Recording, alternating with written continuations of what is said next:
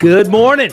Welcome to All In Before 10, the A's Morning Show. I am your host, Booney, lifelong A's fan, and this is your daily wake-up call for Las Vegas A's coverage. This is not background noise. This is your morning reset. Think of it like your morning sports talk show, but built specifically for A's fans who want more than box scores.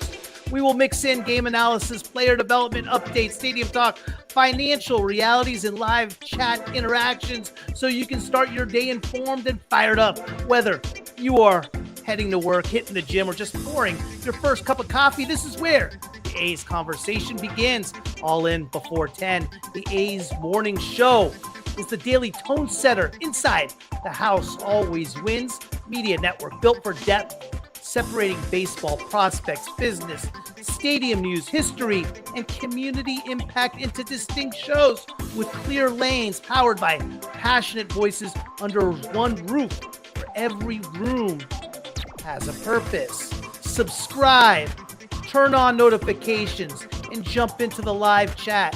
And do me a huge favor, everybody, please. I'm asking you. And take 30 seconds and leave a 5-star rating wherever you listen. If you are on Apple, drop a written review. On Spotify, hit the stars and make it loud. Then smash follow so every episode shows up automatically. No hunting, no missing a show. Again, tap the stars, write a few words, lock in, and every single morning, you already know, we're all in. How is everybody doing this morning, man? I am fired up to be here today. A's are back at it today. Cactus League play. Jack Perkins on the hill. Jamie Arnold.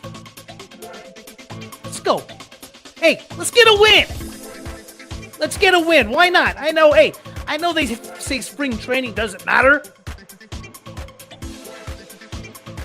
So what am I supposed to do? Just watch the game? For me, it matters a little bit. I want to see a win. After 4 in a row, I want to see a win. It's not going to be the end of the world if they lose, but I want to see some good performances. I want to see our hitters hit. I want to see our pitchers pitch. Let's go. Let's do it. Pitching concerns. These 4 days and this day off has made me think, do the A's have some serious pitching concerns? I've talked about it all off season. Starting pitching, the bullpen. I've said, hey, second half, last 40, 50 games of the year, unhittable. One of the pitching performance was excellent. Do we really need any type of arms? And if so, my common line, who are we going to get rid of? Who are we going to get? How much do they cost? First and foremost, the lineup. The lineup. In today's episode, I got to tell you, was inspired by somebody on X, Twitter, whatever you want to call it these days. And he goes by at Thunderbird Ray. He is the best. He is the best. Dad Pool, good morning for you, sir. Coaster Dave 97. Boney, how's it going, man? I love to see you still keeping the A's passion alive. What's up, Timmy? How are you, sir? Good morning, man. Yes, absolutely, man. We're getting after it today. But hey, listen, back to my point. At Thunderbird Ray on X Twitter.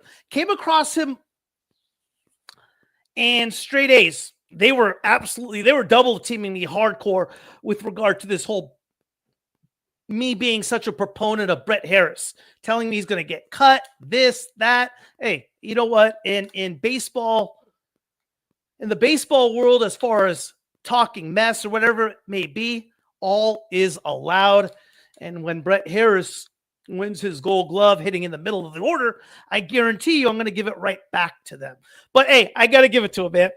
And this is what inspired today's show. He was talking about the lineup, and I read his tweet, and boy, was he on it, man. I'm going to read it just so there's no confusion and I'm not messing up the absolute literature, art he put forward on Twitter, because it was beautiful to read. First comment, Martin literally asked him is referring to Nick Kurtz, and he said he wants to hit 3 or 4. Why is it more complicated than that? I've never felt like Butler was a good leadoff hitter. The leadoff solo home run is just so counterintuitive, but seems to be all the rage in MLB right now. It makes no sense. You have guys who are low exit velocity, high average, on base percentage guys. So why wouldn't you set the table with them? I'm actually furious about this. Batting order design really isn't that difficult. There are 3 categories of hitters: get on base, drive in runs, or neither. Jeff McNeil and Jacob Wilson, obviously, in the get on base category. Denzel Clark and Max Muncy currently reside in the neither category. 4 boppers. So we got guys in the middle who don't drive in runs, but do get on base, to be followed by guys who don't drive in runs or get on. Let me say that again. There are 3 categories of hitters: get on base, drive in runs, or neither. McNeil, Wilson, obviously in the get on base category. Clark and Muncy currently reside in neither. And we have 4 boppers. So we got guys in the middle who don't drive in runs, but do get on base, to be followed by guys who don't drive in runs or get on. Kotsay is literally using worst case scenario design, like the less stupid version of this plan, yet still very stupid would be hit McNeil and Wilson 8-9, then at least your OBP or on base percentage guys, high average guys, are batting before the meat of the order. But this is just stupid. Stop being stupid, and it's not an issue. Guys get on at a high frequency. Hit them ahead of the guys who drive in runs. Simple math.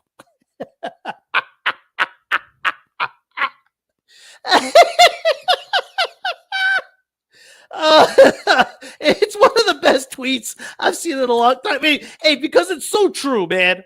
It's so true. I mean, let's not overthink this thing.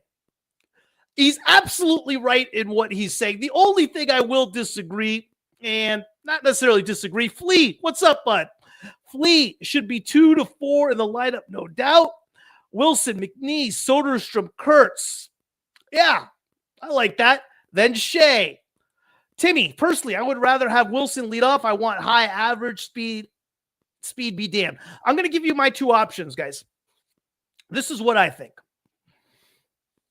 I think this offense is the most effective and the most dangerous when Lawrence Butler is leading off. But let me qualify that.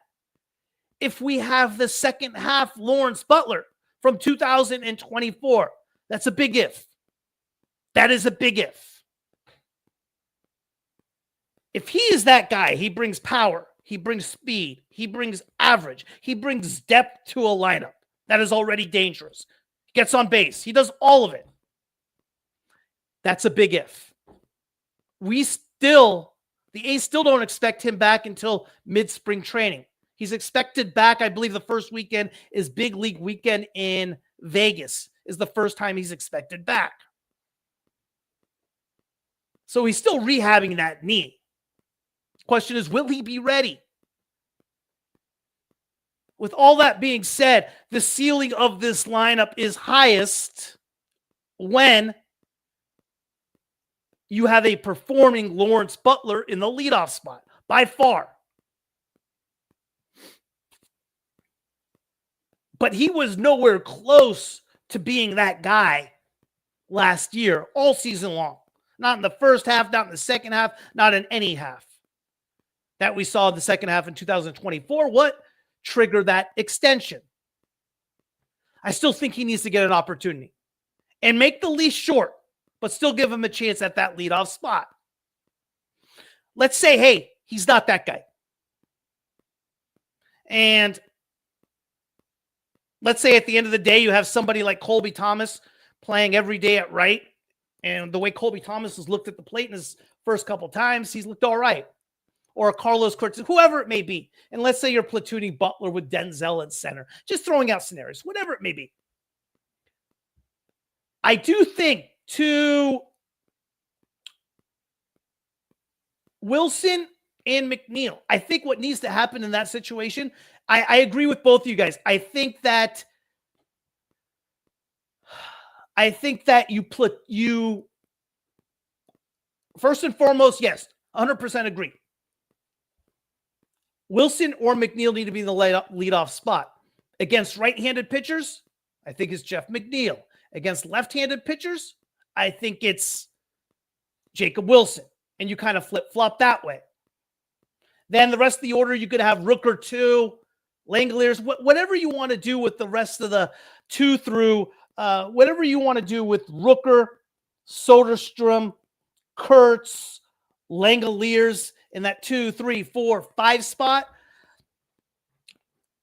I'm fine with.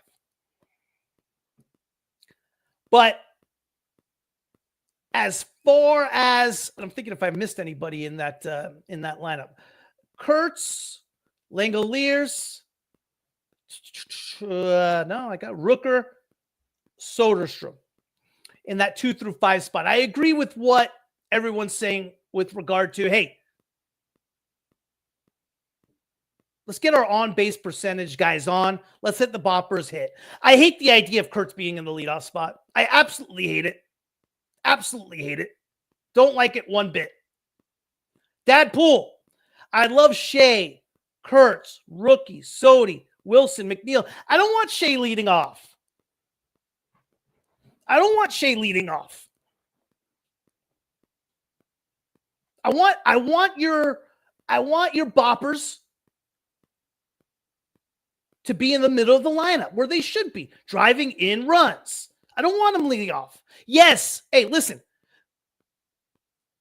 The big misconception on Shea is like he's a catcher. What's he doing leading off? Hey, Shea might be the fastest person in our lineup next to Butler and Denzel. He could move. He could move, but still, he's a bopper. He's a hitter. Butler has to improve his pitch selection. No question about it. I'm not saying you put him. I think he needs to get an opportunity. Hey, let's see if he can be the guy we signed to that extension. Let's see if he can be that guy. Because he has the power, the speed, everything you average, the on base, everything you want in a leadoff guy that we saw in 2024, second half. Over that 2-month stretch. Yes, I'm going to a very narrow range of time, but we saw what he could be. I don't know. Southpaw, good morning, Booney. I'm hoping Butler is also in a better mental space this year. He put too much pressure on himself last season. He did. He did. And I think with this injury as well, rehabbing, humble pie goes a long way, and I think Butler's there. One more year of maturity. He understands what happened. Maybe last year could be one of those situations where it's the best thing that could happen to him. What I am concerned about is like, hey, he hasn't really been active or swung the bat since his surgery, in October? We're going on 6 months now. Excuse me, 5 months. But you see what I'm saying. I do believe, though, he needs to get an opportunity because the ceiling on this offense is sky high when he's that guy in the leadoff spot. Timmy, Wilson, Sodi, Kurtz, Rooker, Shea, Muncy with Butler and Clark at the bottom of the order. I like that. Righty, lefty, righty, left. Yeah, I like that. And then you're missing McNeil. I guess you would put McNeil. I'd put McNeil between Shea and Muncy. No, just to switch it up, righty, lefty, depending on who's on the hill. Flea, that's a good one, Hobbs. Shea raked leading off last year. I just don't. I hear you. I hear you. I don't want him in the leadoff spot. That's how I feel. Okay. He's a bopper. Let me tell you something. Shea's going to rake anywhere in the lineup, Dadpool. Anywhere. Why are McNeil 335 OP and Wilson 355 OBP considered OBP guys, but Kurtz 383 OBP by and Soderstrom are not considered?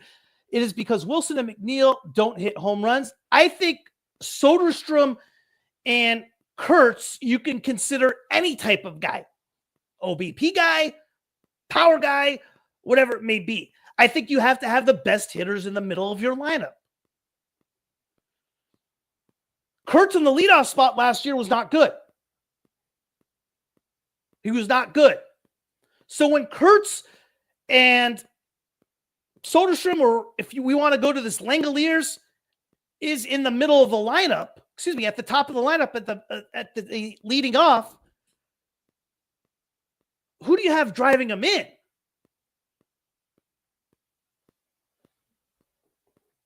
That's kind of my point. There's no question what you're saying is not wrong. Soderstrom and Kurtz are your best hitters. But I want my best hitters driving in runs. I don't want to hit solo bombs, and I don't want to see a 2-out gap in the alley with nobody on. T-Dog, I agree. Ideally, you want your boppers bopping with guys. I love how we're going with boppers now. It's the coolest name ever. Boppers. Butler isn't striking out now. Well, Butler's not playing right now. So you're right, though. He's not striking out. Worked for the Dodgers, winning back-to-back World Titles. You also have, though, Ohtani. You also have that Dodger lineup, which is a lot deeper. And you also have Ohtani, who you can't really pitch around because he has the capability of taking second base. So that's a little bit of a difference. You could pitch around Kurtz with nobody on, and he's going to hang at first. He's not moving. Same with just about everybody in the A's lineup. They don't steal bases. With Ohtani, a little bit different. And that's kind of the thing. I'm not saying I don't want a power guy at the leadoff spot, but I want somebody in that leadoff spot you simply just can't pitch around because he's no threat to take second. I'm hoping Kurtz has a faster start to this season. I want to see early power. Well, he had a quick start in AAA. He got called up, slowed down a little bit. It took a little bit while for him to adjust. I'm not too disappointed. He got going, but he got called up, 25 games into the season? It was his major league debut. But yeah, obviously we'd like to see him get going a little bit quicker. Do we need to pick up another pitcher, guys? You still have Lucas Giolito out there. You have a Patrick Corbin out there. Am I getting second? Am I second guessing myself because of the start we had in spring training? I don't know. When you look at these stats, here's what's interesting, guys. We don't have, so far this year, we have had this spring in 4 games. I know it's only 4 games. We've only had 2 perfect innings where we got the team out 1, 2, 3. That's in 36 innings. 36 innings where we went 1, 2, 3. That was both done by JT Ginn. That's it. We've never had another perfect inning. 2 innings. 36 out of 36 innings where we've had a perfect inning. That's crazy. Is Zach Littell still available? Yes, Flea, he is. Fly ball pitcher. I like him, though. Veteran pitcher. Major League Baseball pitcher. Yes to pitching. Blow 10 rocks in some innings. Eat some relief. Straight A's. If your leadoff guy gets pitched around or hits a solo home run, that's like a best-case scenario. You either have a lead or high pitch count and a guy on base. So you like the idea of Kurtz and Shea and Soderstrom and what are those guys leading off? So the idea of having your best hitter in the leadoff spot, Straits? I can't wait to hear that show. I'm going to listen to that show. I disagree. That's not our first time, but I don't. I want those guys in the middle of the order. I want them 2 through 5. 2 through 6. You get McNeil leading off. You get Wilson leading off. Have somebody on base. It deepens the lineup. I'd rather have the boppers hitting 2 through 6, 2 through 5, whatever it may be, rather than a guy like Wilson McNeil attempting to drive those guys in. That's where I'm at. Most teams are going towards that. There is a philosophy that is going towards that. Listen, the Phillies did it a lot with Schwarber. The Dodgers with Ohtani. I think it's a little bit different. There's a lot of teams that are doing it. There's something to be said. Preferably, no, I don't think so. Straight A's, I don't think lineup construction is that big of a deal. I'd prefer Kurtz hitting 2, but honestly, I much prefer Kurtz hitting 1 than 4. So 2 or 3. Also, keep in mind, Kurtz in the leadoff spot last year, 240. 360, I think, in the 2 slot, 308 in the 3 hole. I want him anywhere but leadoff. I get it, though. You have one of those guys in the leadoff spot. McNeil and Wilson don't strike out. They're tough at bats, man. They are tough at bats. Regardless. They put pressure on the pitcher right off the bat. I want one of those guys leading off if it's not Butler. If it's not the second half Butler we saw in 2024. Straight A's is right. We need someone who is selective at leadoff, taking some pitches, too many one-pitch outs. Well, yeah, I'm not disagreeing with that, but I think Kurtz and, I think that Wilson and McNeil are pretty damn good at bats. McNeil more than Wilson, as Wilson barely walks. But the idea of platooning him, I mean, in the leadoff spot, whether a lefty's going against a lefty's on the mound, you'd put Wilson there. If a righty, you put McNeil there. Dad, Denzel and Law Dog have a bad tendency to swing at first and get out. They need to clean that up. Yeah, Denzel a lot as of lately, especially in spring training. 0 for 7. His first couple of bats were 2 pitches, ground outs, so forth. So I agree with you. And by no means am I saying Law Dog's the guy, but I am saying he needs to get an opportunity and see, hey, can we get the Law Dog that he was in 2024? Straight A's. I think like 7 guys will lead off for the A's. All right, let me see if I can get them right. 7 guys. All right. Kurtz, McNeil, Wilson, Hernandez, Denzel, Butler, Shea. Those are your 7 guys. You Straight A's, you might have a Banez in that leadoff role. I know you're a big Banez guy, so maybe that's one of them. I don't know. Pete, what's up, man? It'll be an experiment like last year. I'm tired of the experiments, Dad. I had Matt Clark isn't striking out now, and exit velo is up. Yeah. On his last couple of bats, he was definitely hitting the ball hard. He has power. No question about it. Today's a huge day. 12:05 start, first pitch. Perkins on the hill. I think today's an important start for Perkins.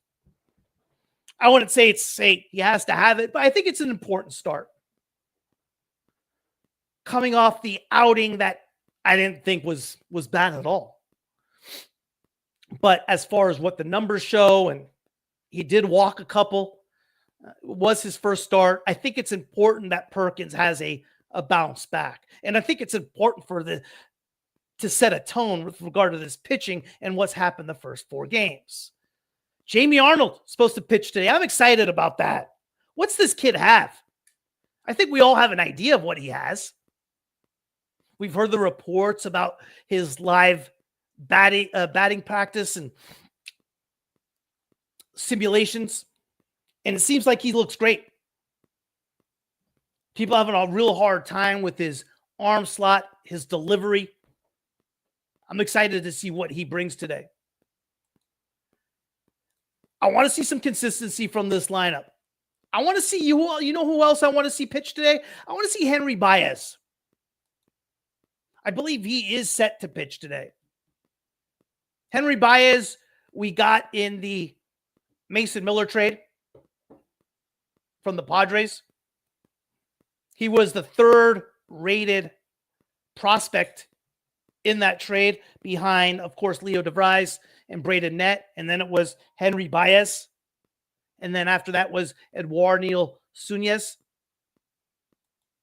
I want to see him go today. Eduardo Nunez, excuse me.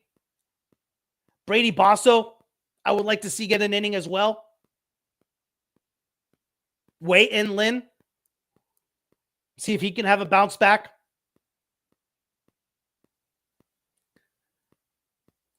But yeah, hey guys, I want to see a win. I want to see us compete.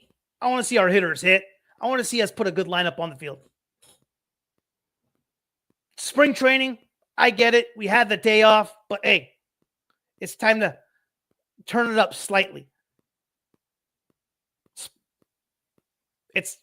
We need to get past this 33-4 it was.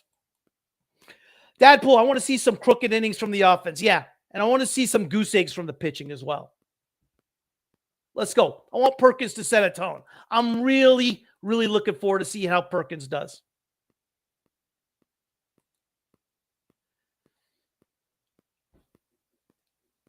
Then on, what is the rest of our schedule? I don't believe we don't have another day off for another week. I believe we go 7 days straight. Friday or tomorrow is a split squad. And then Saturday and Sunday we go as well. Fleet.